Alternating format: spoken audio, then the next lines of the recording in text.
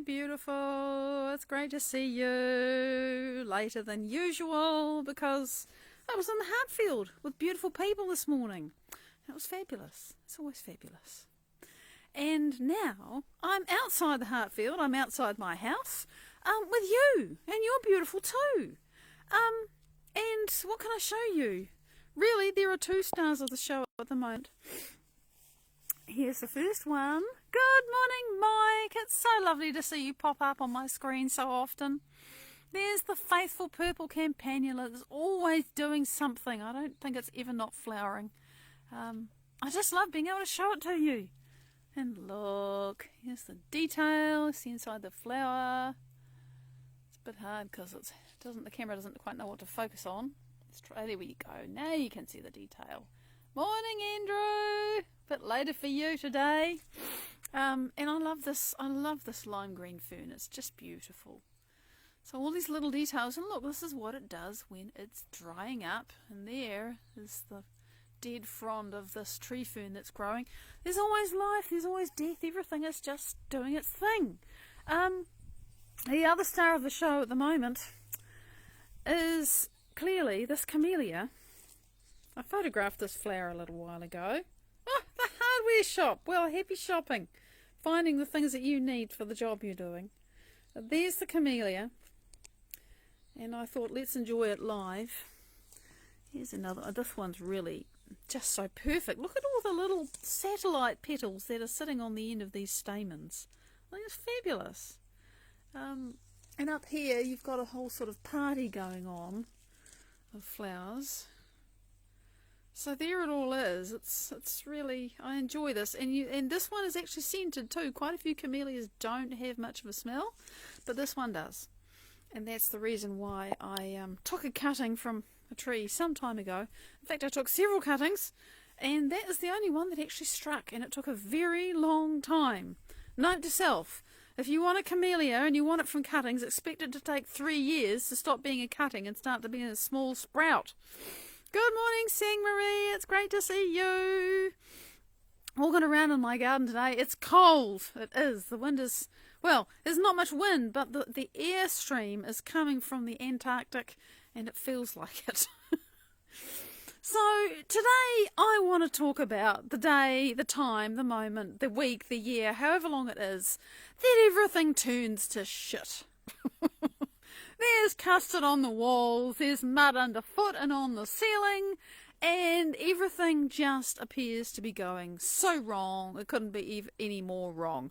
I want to talk about when the crap comes down. And that's because I've got a few friends going through that at the moment. And so I thought, well, let me see what is useful that I can say about it. And the first thing is to say that when the crap's coming down, the crap is coming down. It's not easy, right? But why does the crap come down? Why does your life fall apart? Why is it that, you're doing your work and you're choosing and becoming the person you want to be, and, you're doing everything you can, everything you know to do, and then it all just turns to crap. Things blow up. Like, what the hell is going on? WTF, what the hell is going on? And what I understand, and I have seen this in a very limited fashion in my own life because there's not a lot of chaos in my own life, but I've navigated a significant change, positive change in my own life recently, and it created chaos. Not a lot, but it did create chaos. Now, why would a significant positive change in anybody's life create chaos? Well, it goes like this. The patterns and shapes and ways that our lives work are kind of frozen. Generally, mostly, they're frozen. There's a pattern to us, and that pattern is represented in energy, and that energy is what we, by our observation and by our habitual way of being and thinking and behaving and everything else, collapse into this three-dimensional experience that we call reality.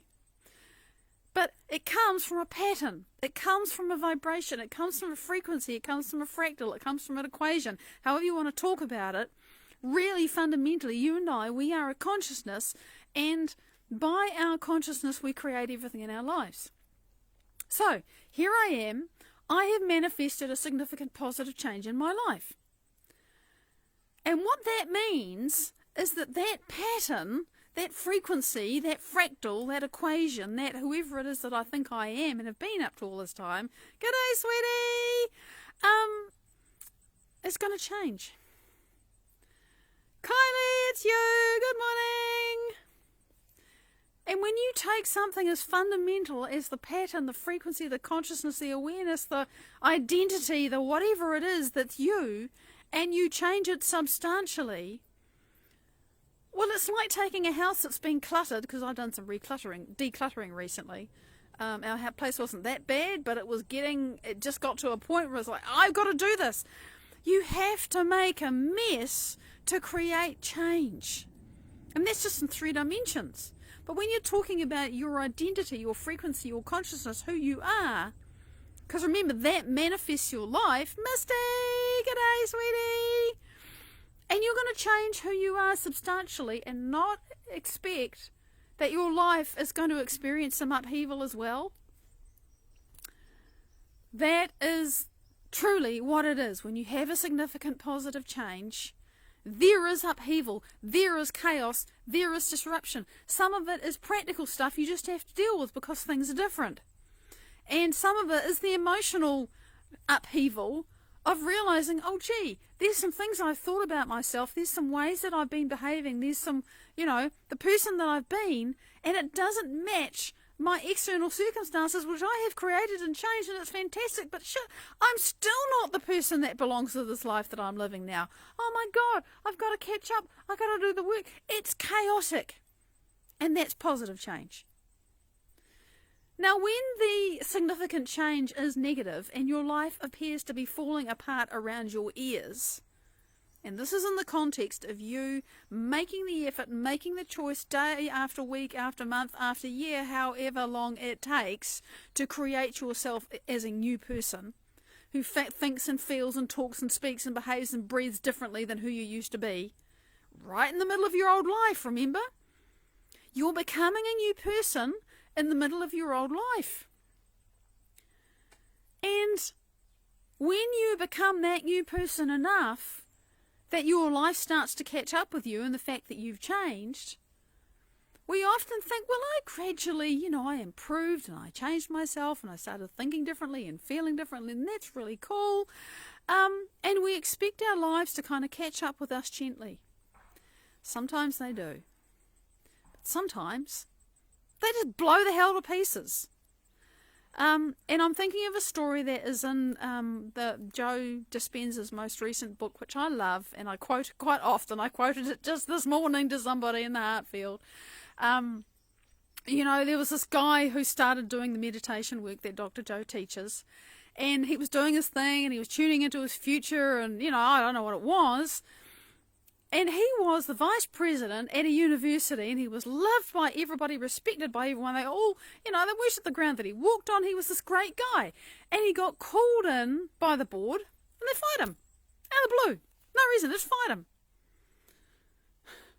And basically he had more than a few WTF moments and said to Joe, what the hell's going on? And he said, don't you take it personal. You just keep doing the work. You keep on being who you want to be. And, you just let it go. This is your old life falling apart. Don't sweat it. Let it go. It's changing. You're changing. You're no longer a resonant match for the life that you have been living. It's going to fall apart. Now, sometimes it does that gracefully, and sometimes it does it with a whole heap of shit and mud and custard and mess and everything, and you think, oh my God, I thought I was doing so well. No, you are doing well, but your old life has to literally fall apart sometimes so that the new one can come in. And so, the only thing I can really say about when your life falls to pieces, because it happens sometimes, is that you have to be kind to yourself and deal with the fact that your situation is difficult. Because it is. And there's logistics and there's people and there's conflict and there's challenge and there's money and there's whatever else it is.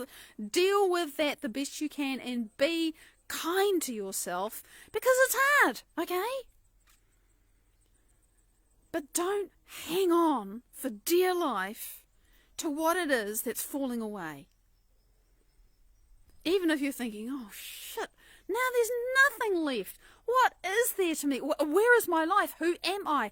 Don't go back. You've changed. You can't go back. And you're probably feeling like you're in a howling great void and there's nothing there. And that's right. You are in between. You are in the void. You are no longer who you were. And you're moving into a new life. And what's the most important thing to do when you're in the void and the unknown, when you can't predict the future? This is what Joe says, and I love it, and it's so true. When you can't create the future, when you can't predict the future, you don't want to predict the future. The best way to predict the future is to create it. So what that means is, in the middle of the messy and a little scary, or a lot scary, or a lot traumatic, or whatever it is, you've got to keep dealing with life, okay? You can't, it'd be so nice to just push pause, fly to the top of a mountain, stay there, and come back when it's all sorted out. But no, you have to deal with it. But somehow or other, you have to keep your mind and your awareness, every opportunity you get, you have to think, now, hold on. Who is it I'm choosing to be? Who is the new version of me? And how would that new version of me, who's 6 months from now and moved through this and is in a better place, and I don't even know what that looks like, but how would that person that's made it through this handle this situation today, right here, right now? Because your future self is calling to you in this moment and saying, hey, I made it past this. I made it into the future that you desire. I am this happy, satisfied, balanced, healthy, wealthy, loved person that you wanted to be. I am this person. Jonathan, g'day. Yeah, it is. Boom. I so love this. I so love what I learned from Joe Dispenza. It's so liberating. If I am that person and I've thought about that person and I'm getting to know that person and I'm practicing being that person, I know my old life is falling to pieces on me, and that's actually awesome, even though it's so bloody hard. But if I am that new person, how does that new person show up now? And sometimes it's so difficult that your brain gets in a mess, you get scared, you get stressed, you actually have to lock yourself away for half an hour to calm down, to practice some of the heart and brain coherence tools that I teach, which I have learned from Dr. Joe, because nothing else works so well in my book. That's just for me. And I have to wrestle my brain and my body back into right this moment where nobody's yelling at me. There's nothing dangerous. My body is in the state where it's running from 1,000 tigers, but actually there are no tigers except inside my head. And I have to wrestle my own awareness and my own body into a state of remembering that right now, in this instant, it's okay. And if I can just get present enough with myself and with right now and stop worrying about, the tiger that's going to be there tomorrow, or the awful thing that I survived an hour ago, if I can just be right here, right now, and bring back to my awareness, oh yeah, this is the person I want to be. How the hell did it feel when I was practicing being that person? When I managed to have a really good day yesterday and I nailed it and I felt that future self living here in me now, how did that feel again? And you just have to do what you have to do that. And the thing is, we think, oh my God, this is so hard and I'm not succeeding. I felt so good yesterday and now I feel like crap and I can barely move myself away from crap to slightly less crap. But the thing about it is that when you move yourself from total crap to less crap in the middle of a pile of crap, that is greatness. Because remember, most people, when they're feeling total crap in a pile of crap, just go down. Because they don't know what else to do. They just go down, they just spiral however long it takes until something, until their circumstances shift or whatever, they change themselves. So to actually own that there are 5,000 monkeys screaming inside your head and do something about it, to change it from the inside of you to the outside, not waiting for the outside of you to change, that is greatness. To bring your body and your mind into the present moment instead of, the 1,001 things that you feel you need to do, and it's like, oh God, it's so freaking much, and I wish there were 5 people here to help me, and they're not here, and I'm so pissed off about it, and then you're a victim of your circumstances. To come right into this moment. Okay, right now, in this moment, can I get present? Now, what I mean by getting present, let's get a little bit practical here. Because I just did this morning with somebody who was just feeling really overwhelmed by life, right? Helpless, victimized, whatever it is. That's the thing that you need to overcome in that moment, even just a little bit. And, this person's body and brain were completely running amok for very, very good reasons. Extreme stress, extreme challenge. And so we spent some time, I don't know, it might have been half an hour, just putting awareness into the center of your chest. And we started very simple because there was so much chaos in this person's body. Just their body was running a fear program. So we started with breath, and we put the awareness in the center of the chest and just held it there. And I said, okay, so we got your awareness there. Now, which way are you breathing? And they were thinking breathing up and down. I said, okay, let's change it up. Do something different. Now, why do something different? Because if you're doing the same thing, it's your old self, it's your memory of you that knows how to do that in the way that you know how to do it, and that's you still being you, the old you. Do something different. So I said, right, you're used to doing this thing, breathing in and out of your heart, up and down. I'm going to invite you to breathe in and out of your heart, out of your back. So you're breathing in and out of your heart, out of your back. Now, why the back? Why behind you? Because that's the unknown. You can't see anything there. You can only sense. So it's the straight, fastest way to get into sensing that I know. Because when you're sensing, you're not thinking. When you're sensing, you're not obsessing about your problems. When you're sensing, you're not paying attention to whatever's going on in your body, or you're at least really making a concerted effort to ignore it. I'm so on fire, Kylie. You have no idea. It's because I'm changing. I'm becoming more powerful because I'm just locked into all this now. It's real in me. I live it. So, to come into your heart, to determinedly, willfully, consciously, with conscious attention and intention, put your awareness there and insist on it and stay present with it and breathe in and out of the back of you. And then you can breathe in and out of the front of you as well, and you can start to expand into the space around you. And what's that doing for anybody who doesn't know? Breathing in and out of your heart is going to make your heart coherent. So instead of your heart going, which has been measured, it's what happens when people are scared or angry or frustrated or sad or whatever, its rhythm becomes very, very regular. And I don't mean that it's absolutely consistent. It actually oscillates, but there is a very regular pattern in how the heart beats when you're coherent. So when you put your awareness in your heart and you just slow your breathing down, that starts to get more coherent. There's more to it than that. And when you start to open your focus into space around you, you start to make your brain coherent. So instead of your brain being like a whole bunch of drummers all banging at their own rhythms, they start to connect and they start to beat together, and then you can think suddenly. Again, you have a brain. You can actually work stuff out because your brain's become more coherent. And when the last thing you do, and we did this very gently, because when you're in a very deeply negative or scared or upset state, if I try to introduce, I need to feel happy, I need to feel joy, there's this huge resistance and kickback in me that says, piss off, I'm not going there. So we started very gently. I just said, well, just put a little sun in there, and it's glowing and it's warm. And we started with that, and then we could make it bigger. So, yeah, change is always scary, mister. You're right. Even good change. Never mind scary crap. Now, why is that? Because we know what we've survived. We know what we know. It's familiar. You may not like it, but you know how to survive it. So, in other words, you know how to be a survivor. You know how to be a victim. You know how to be in lack. You know how to be alone. You know how to be whatever it is that you don't want to be anymore. But what you don't realise is that your body's very familiar with that. It knows how to do that, and it likes things to stay the same. So even positive change actually is scary. Foreign ideas, well, for me, an idea is something I can look at and decide if I like it or not. I don't have to agree with it. But change, change is sometimes just there, and you have to decide how you're going to respond to it.